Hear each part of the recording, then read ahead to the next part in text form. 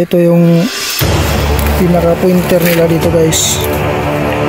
Ito pinaka 36 degree ito guys, nakaturo sa bato na yan.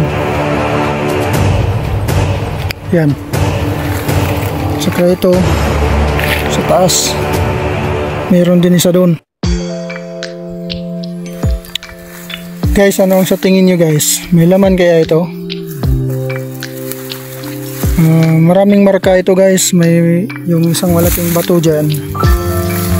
Yan, kung makikita nyo yung isang malaking bato na yan, yan. May araw yan na nakatuturo dito. Ito wala na itong marka guys. At saka itong mga bato dito, yan, puro mga pointer yan, mga arrowhead. Dalawa, yan, dalawang arrowhead. At saka ito yung pinaka pointer nila dito guys. Ito kaya naka 36 degree ito guys, nakaturo sa bato na yan.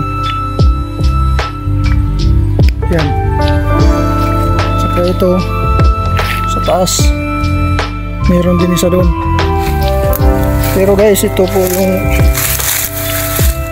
talagang duda ko na may laman guys. Ginamitan ko na yan ng Ilrad. Dito kapag umuulan guys, ang tubig dito pumapasok sa loob nito. Yan, pumapasok yung tubig dito guys. Kahit gaano pa kalakas yung ulan, walang tubig na matira dito, talagang papasok dyan. Saka kung titingnan mo, ayan meron talaga siyang bakas. Ayan papasok yung yung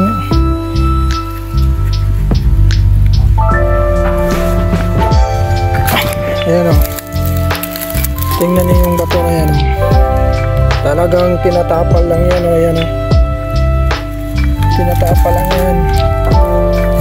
Ayan, tinatapal lang yan. Ito ayan tinatapal hanggang dito. Yan ganyan yan. Ito tingnan natin dito. Yan, kung nakikita na yan guys. So yan, talagang tinakip yan guys. Tinikip lang. Yan napakalaki itong bato na to. Ayan nasa gilid ng creek, sa gilid ng Dead Creek. So ayan guys, tingin nyo guys, may laman kaya yan. Maraming bato na pinail dito guys. So talagang hinaharangan to. Noon di pa ito makikita kasi marami pang lupa dito. Pero sa tagal ng panahon, yan, lumitaw na siya. May punong kahoy dun sa itaas na old tree na may dot nakaturo dito at naka 36 degree. Meron siyang isang guhit dito guys. Ayan, nakaturo dyan sa likod niya, 36 degree. Saka yung isang bato na sinasabi ko, ito. Ayan, may tabas.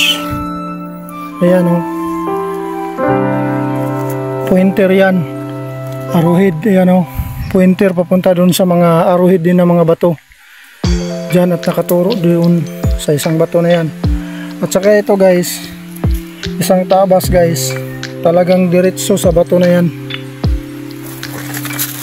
Kaya ang bato na to ang may laman. Ginamitan ko na ng guys, Ilrad dito, at nag-X siya dito mismo. Takip ito guys, takip. Yan malaki. At itong bato na to, wala ka nang makikitang mga marka-marka talaga, maliban na lang sa isang tabas na to guys. Ayan, pumapasok yung tubig dito guys. Ayan malalim po yan. Pumapasok yung tubig dyan. At dito talaga nag-i-X yung Ilrad 2. So yun lang guys.